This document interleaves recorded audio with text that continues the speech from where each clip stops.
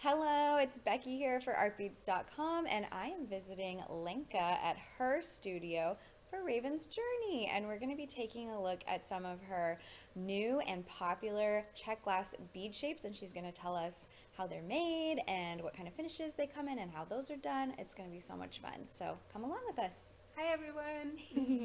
All right everyone, this is Lenka from Raven's Journey. This is our warehouse and Art Beads is coming to shop with us today. So I will be hosting them and we're going to be talking about some fun beads that are brand new on the market. Maybe some of them you've seen before, but we have new colors and finishes.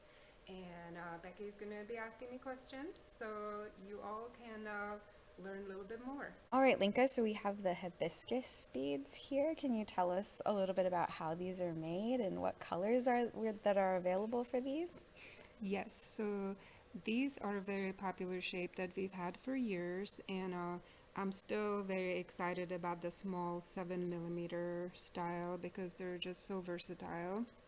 They just go. And the 7 millimeter is that The smaller one in the center. yeah, the bigger ones are the 12 millimeter. Okay. Yeah, so they look simple in their own way, but once you start learning about what really is involved to make that kind of look, it is definitely mind-blowing, and that's why the Czech glass industry is so popular, and that's why it has such amazing name, because they really work hard to make these beads distinguished from lots of the other companies, or not companies but countries. So when we start with, these are really like one of the most sophisticated beads that are made in Czech because of the table cutting process. Okay, so they are table cut. They are table Okay. cut beads, yes. So, all beads pretty much start with being pressed into pressed beads, and people probably know the term pressed beads because the mold, that they use presses the bead out.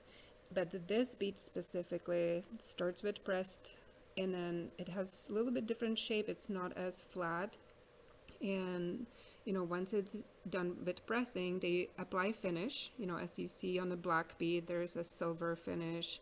Maybe on the middle bead there is a copper finish.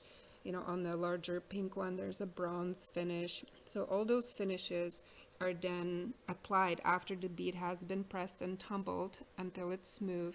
The bead makers take these beads usually to a different factory that is specifically specialized for these, finishes.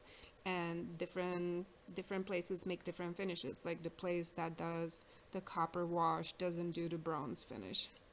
So the bead makers have to take them to all these different places, to their friends sometimes, because it's all cottage industry and most of these companies are small, and then they apply the finish. So that finish then covers the whole bead. You cannot really see anymore the glass color there is underneath. Okay. So like the black bead would be all silver, you couldn't see the black. Or this larger blue hibiscus, all you would see is that brown. It would be all coated.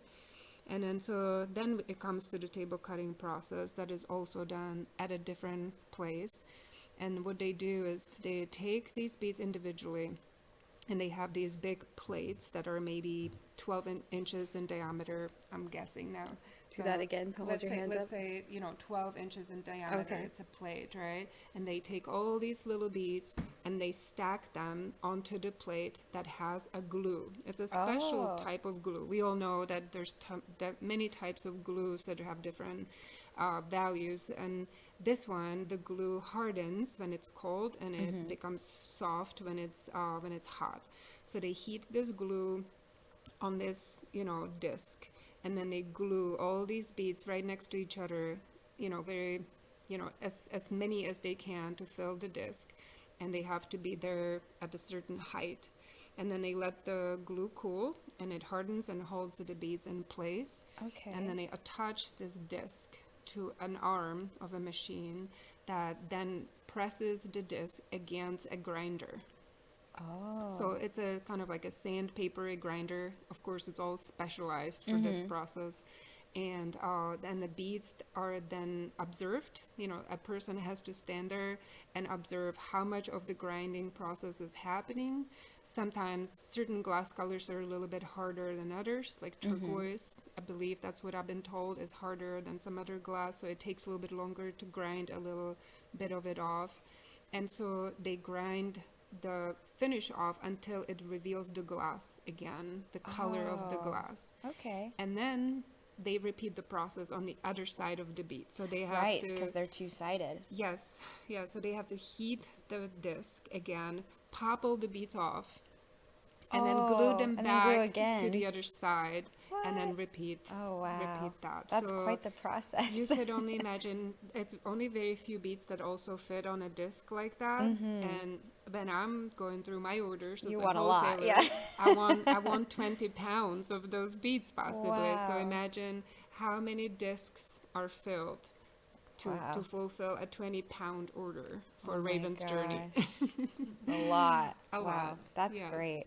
Great. But the effect is amazing, and that's what a lot of times people desire. And, you know, because it's so labor intensive, we really don't know how long, you know, we're going to be making these beads. You know, maybe the trending will go in a different direction, but right now, these are very special, and I really treasure them every time they show up. Wonderful. Thank you.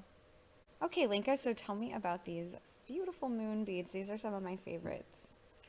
Yeah, I've had these for so many years. This mold, you know, there's not these colors, but this mold, and it came from my original bead makers that I met in my early 20s, and didn't know that much about beads back then. And you know, I just thought these are kind of cool, so I ordered a couple colors, and they were, you know, doing okay. And people like them, but then over the years I noticed that they're really consistent, and I've found that some people are so passionate about beads that have faces on them.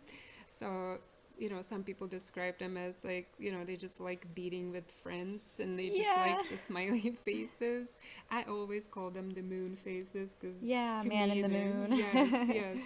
So yeah, I've decided, last year we were running out like really fast of the few colors I had, so I decided this year in this shipment to have lots of new colors. I brought back the ivory because customers asked. Very cool. Yes, and then an AB, you know, crystal AB finish, the white one, the Aurora Borealis finish is very classic finish on glass, so that one I always have to have. And then from these ones, I would say that the pinkish topaz one is definitely a special. I've never had this color before, and you know, this finish was supposed to look completely different. It was supposed to be more golden, but I really like the blue tone to it. I do too. It's a really unique color. Yeah, it's very iridescent, and I like that the pinkish tone that it has. So I'm in love with that one. It's and beautiful. I really don't know if we could get that one repeated, because it was like from the sample card that I see, you know, like on, that's how I choose finishes. Yeah. It was way more golden, and when they finished it, I had questions. I said, this doesn't look like what I ordered. And then I said, this is how this finish reacts on this shape. Oh, so finishes will look different based on the different shape. shapes, too. Oh, so when you're So, picking new colors, that's yes. like an added challenge. The question is, will they look the same next Yeah. time? So this batch, you know, when we have it or when you have it, it's special because, you know, if I could bring them back or not. It's Could vary batch to batch. Yeah, part of the Czech glass industry, yes. So cool. Beautiful. Love those moons. All right, so now we have these wonderful coins with bird designs on them. Can you tell us about these? Yes, I love birdie coins, and it's kind of similar to a couple of our other things like the moon faces. I've had these for years. They're very, I would say, definitely vintage mold that was only like belongs to one bead maker. And when I worked with them, nobody else had this shape. Like, that is part of the cottage industry, that they try to have, you know, different little factories try to have different shapes, so they're unique with something. And the birdies were part of that. This shipment, I really I'm surprised how well everything worked out, because these mixes are made out of recycled glass from our own production. And like specifically the pink glass is very expensive, so it really bothers me sometimes when we press beads that maybe we don't use up 100% of the glass. So then I decided when I was in Czech a year ago that, you know, I was going through all these boxes of, you know, leftover glass from production, and the colors were so beautiful that we started, you know, brainstorming with the bead maker, and they decided that they will get a different mold, because you have to have a different mold that's made out of different metal to press mixed glass colors. And I suggested the mixes, and they agreed with the compatibility of the glass colors, and then these beads were born, and so they're finally here, and it's just so fun. You know, I still have pictures in my phone where I was, you know, sorting the colors and putting them together, and now they're here in front of us, all ready to be, you know, fly into the world. Yes, I love it. Gorgeous. Now we have these, what would you call these, disc rondelles? We call them disc spacers. Okay. 6mm disc spacer. And so great to use in all kinds of designs. And are these just simply pressed beads? These are simply pressed beads. Okay, these are I'm learning. You're learning, yes. Beautiful. Love the colors you've got here. What are the finishes we're looking at? Yeah, so here again, like we have like a variety of different things. Like on the darker blue bead, you see Picasso finish, you know, the oxide of silver that has so many different faces and changes from color to color.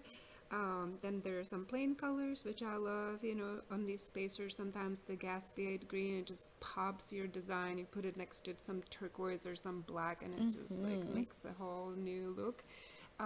Then the same glass, but with the golden rain speckled, you know, finish. Beautiful. It looks kind of antique-y, and I really like, right now gold seems to be like all the rage, and yes, you know, it's not too much gold, it's just like just a little bit. Yeah. So even a person like me that's been always shy about gold is like venturing and using these with the little gold specks.